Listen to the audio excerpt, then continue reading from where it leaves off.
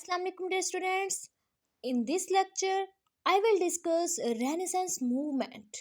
Before starting my video, please subscribe my channel and like my video. आज के lecture में मैं discuss करूंगी रेनेसेंस मूवमेंट। ये मूवमेंट कब आई, इस मूवमेंट का मतलब क्या था और इस मूवमेंट से क्या चेंजेस आए, ये सब आज के वीडियो में मैं डिस्कस करूंगी। सबसे पहले हमें समझना होगा कि रेनेसेंस वर्ड के मीनिंग क्या है। The word Renaissance mean rebirth, revival.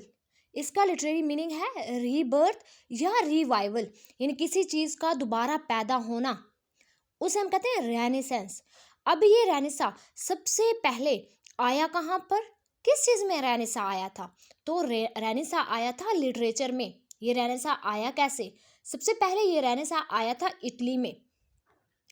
Italy में ये रेनेसा आया था। और ये रेनेसा कैसे आया? कुस्तुनतुनिया पर अटैक किया था तुर्की ने। तुर्की ने अटैक किया कुस्तुनतुनिया पर। कुस्तुनतुनिया ऐसा कंट्री है जो कि रोमन और ग्रीस जैसे लिटरेचर से भरा पड़ा है। सो वहाँ पर तुर्की ने अटैक किया, तो वहाँ से लोग माइग्रेट करके इटली गए, यूरोप गए, मतलब डिफरेंट कंट्रीज गए। सो सबसे पहले इटली में रेनेसा कैसे आया कि वहाँ पर कुस्तुनतुनिया से एक बंदा इटली में 800 मनस्क्रिप्ट के साथ आया। 800 मनस्क्रिप्ट्स वो लेके आया था, कहाँ से? कुस्तुनतुनिया से। सो यहीं से इटली से लिटरेचर की रीबर्थ स्टार्ट हो गई। रेनेसा लिटरेचर इटली में आ गया। इसमें हर चीज़ की रीबर्थ हुई, रिवाइवल हुई। लिटरेचर जो है वो, जैसे कि इससे पहले मेडिवल पीरियड चला था। मेडिवल पीरियड में ऐसा कुछ भी नहीं था, लिटरेचर पर कोई फ़रोग नहीं था, ब्लैक डेथ्स हुई थी, इस तरह के काफ़ी इवेंट्स हुए थे जिसकी वजह से लिटरेचर जो है वो नहीं लिखा जा रहा था। लिटरेचर में कुछ ज़्यादा फ़रोग ना था, लोग अपनी लाइफ से बहुत ज़्यादा तंग थे, लोगों का एतबार जो है वो, ट्रस्ट जो है वो गॉड पर से हट गया था। मीन्स के बहुत ज़्यादा डार्कनेस में लोग अपनी लाइफ को गुजार रहे थे। इसके बाद रेनेसा आया तो लोगों को जो है अपनी लाइफ में इंटरेस्ट पैदा हुआ, कह लें उन्हें एक न्यू लाइफ मिली। अब रेनेसा, ये मैं बता दिया कि लिटरेचर में रेनेसा आया कैसे। तो सबसे पहले कहाँ पर आया था? इटली में रेनेसा आया था। उसके बाद डिफरेंट कंट्रीज़ में रेनेसा आता गया। रेनेसा जो है कल्चरल मूवमेंट थी जो कि इटली में स्टार्ट हुई और इस तरीके से पूरे यूरोप में रेनेसा फैल गया। और इसको, ये किस चीज़ के दरमियान डिवीज़न थी? ये मिडल एजेस और मॉडर्न एरा के दरमियान बेसिकली एक डिवीज़न थी। अब इस टाइम पीरियड पर एक फिलॉसफी आई थी, ठीक है, इस टाइम पर एक फिलॉसफी दी गई थी। कौन सी? ह्यूमनिज्म की। अब ये फिलॉसफी दी किसने थी? पेट्रॉक ने फिलॉसफी दी थी ह्यूमनिज्म की। अब जो इस पीरियड के जो थिंकर्स थे उनको कहा जाता है ह्यूमनिस्ट। उनका क्या बिलीव था, यानी ये फिलॉसफी किस चीज़ के बारे में थी? ये थी कि man should be the subject of study and not God as the church had taught during the medieval period. कि जैसे कि मेडिवल पीरियड में गॉड, चर्च ही सब कुछ था, लेकिन इस टाइम पे रेनेसा में ये ह्यूमनिज्म जो फिलॉसफी आई थी, इससे ये बात साबित हुई कि सब कुछ इंसान है, यानी ज़िंदगी का महवर क्या है? इंसान। सब कुछ इंसान के लिए बनाया गया, सब कुछ ह्यूमन के लिए बनाया गया।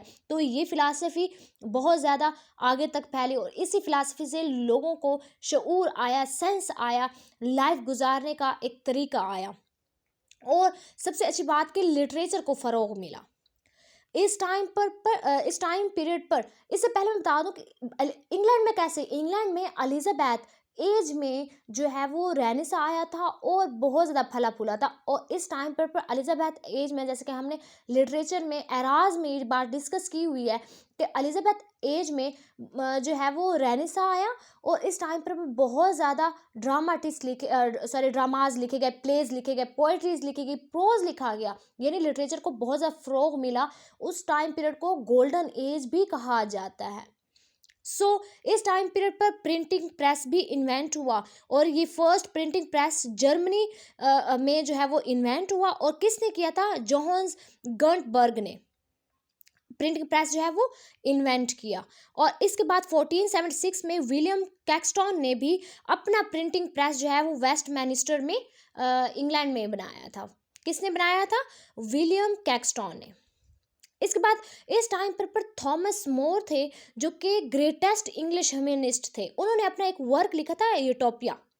यूटोपिया वर्क लिखा था उसने लैटिन लैंग्वेज में, जिसमें वो इमेजिनरी आइलैंड के बारे में बात करता है कि इमेजिनरी आइलैंड जहाँ पर हर चीज़ परफेक्ट है, उसके बारे में थॉमस मोर जो है वो बात करता है। अब यूटोपिया इसका मतलब क्या है? नाउ हेयर, ग्रीक लैंग्वेज को word utopia it's means now nowhere, ठीक है। और ये थॉमस जो है किस वो न्यूली थॉमस ये जानता है कि जैसे कि मैंने बताया कि इसने यूटोपिया जो थॉमस मोर है ना, वो इमेजिनरी वर्ड की बात करता है, यूटोपिया में कहते हैं नोवेयर की। इस तरीके ये अच्छे से जानता है थॉमस के कोई यहाँ, जैसे वो इमेजिनरी एक वर्ड की बात उसने की, लेकिन वो ये बात भी जानता था कि इमेजिनरी वर्ड कहीं एग्जिस्ट नहीं करता, मतलब ऐसा वर्ड कहीं एग्जिस्ट नहीं करता जहाँ पर लोग जो हैं परफेक्ट हो, हर बंदा परफेक्ट हो, तो ऐसा कोई वर्ड एग्जिस्ट नहीं करता। इसी से रेनेसा जो है वो तमाम दूसरे इसमें भी कंट्रीज़ में भी फैला।